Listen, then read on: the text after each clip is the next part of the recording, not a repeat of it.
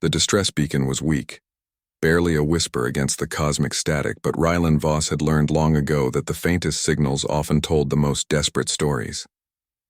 His salvage vessel, the Tijiang Ironsmith, drifted toward the derelict ship, a massive Kethran cruiser that hung in the void like a corpse, its hull scarred by plasma burns and time. Another ghost ship, Rylan muttered, running diagnostics. The readings were strange. Life signs. Faint but present, he shouldn't investigate. Every salvager knew the rules. Ghost ships meant trouble, pirates or worse. But Rylan had never been good at following rules, especially when lives hung in the balance. The airlock hissed open, and he stepped into darkness. His helmet's light cut through the gloom, revealing corridors choked with debris. The Kethran script on the walls was elegant, flowing, nothing like the brutal efficiency of human design. This ship had been beautiful once. The life signs led him deeper, past shattered viewports and frozen corpses still strapped into their stations. Then he heard it, a low, guttural growl that made his hair stand on end. Rylan rounded a corner and froze. In the center of what appeared to be a cargo bay, a creature sat chained to the floor. She was massive, easily 2.5 meters tall even while crouched, with sleek midnight blue fur that seemed to absorb his light. Her face was distinctly feline, with large amber eyes that burned with intelligence and rage. Around her, huddled close, were 3 cubs no bigger than house cats, their fur still soft and downy. But it was the chains that made Rylan's blood boil. Heavy, cruel things that bit into her limbs, anchored to the deck with bolts thick as his arm. She was emaciated, ribs visible beneath her fur. The cubs looked hardly better. "Jesus," he whispered. The creature's ears flattened, and she pulled the cubs closer with one chained paw, a growl rumbling deep in her chest. Her amber eyes locked onto his, and Rylan saw something there that transcended species, a mother's desperation. He held up his hand slowly, keeping his movements deliberate. "Easy. I'm not here to hurt you." She didn't understand his words, but something in his tone must have registered. Her growl softened, though her body remained tense, coiled. Rylan approached carefully, pulling his plasma cutter from his belt. The creature tensed, ready to lunge despite her chains, but he aimed the tool at the nearest bolt, not at her. "This is going to be loud," he warned, and triggered the cutter. The bolt gave way with a screech of tortured metal. He moved to the next, then the next. With each chain that fell away, the creature's posture changed. Less defensive, more confused. When the final chain dropped, she could have killed him.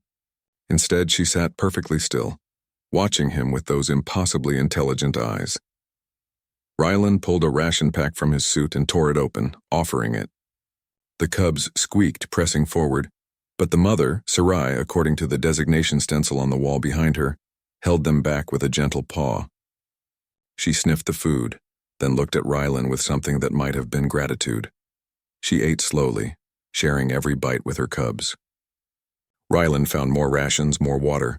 They were starving, had been for weeks by the look of them. "What the hell happened here?" he asked aloud, though he knew she couldn't answer. But as he explored the bay, the story revealed itself in fragments, manifest with Sarai's image marked as cargo, cages designed for sentient beings. This wasn't a military vessel, it was a slaver ship. And somehow the slaves had fought back, winning their freedom but dying in the process, all except Sarai, left chained and forgotten as the life support failed around her. It took 3 days to restore enough power to get the Ironsmith docked properly. 3 days during which Sarai watched him work with tireless vigilance, her cubs playing with increasing energy as proper nutrition returned their strength. She learned to trust him in increments, allowing him near her cubs, accepting food from his hand, even following him through the ship as he salvaged what he could. On the 4th day, as they prepared to leave, something remarkable happened. Sarai approached him in the cargo bay, her movements graceful despite her ordeal. She pressed her massive forehead against his chest, a gesture so deliberate and gentle that Rylan felt his throat tighten. Then she did something that made his blood run cold. She spoke. Not in words, her vocal structure couldn't manage human language, but in pure telepathic clarity that crashed into his mind like a wave.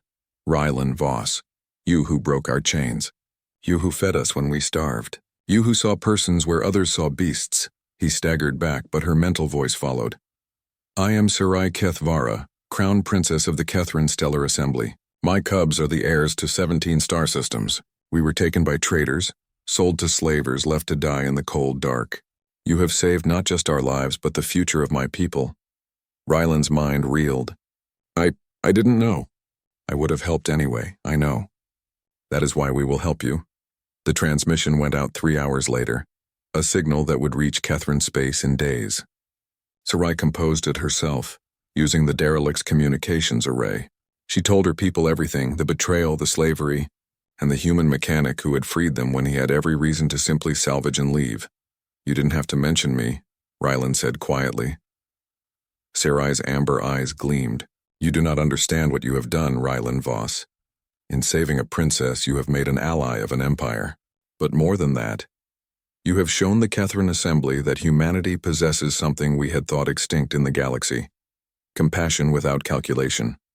Honor without profit. She stood to her full, imposing height, her cubs clustering around her legs. You will be welcome in every Catherine world. Your name will be taught to our young. And should you ever need aid, you need only call. This I swear by the ancient pact of my bloodline. 3 weeks later, when Ryland docked at Titan Station expecting the usual salvager's welcome, skepticism and low offers, he found instead a delegation of Catherine nobles waiting, led by an admiral who bowed so low his mane touched the deck. The salvage from that single derelict would have set him up for life. The Catherine Assembly's gratitude made him wealthy beyond imagining. But what Ryland treasured most was the hollow message he received each week. Sarai and her cubs, thriving in the palace gardens, under alien suns. And the lesson that rippled through the galaxy.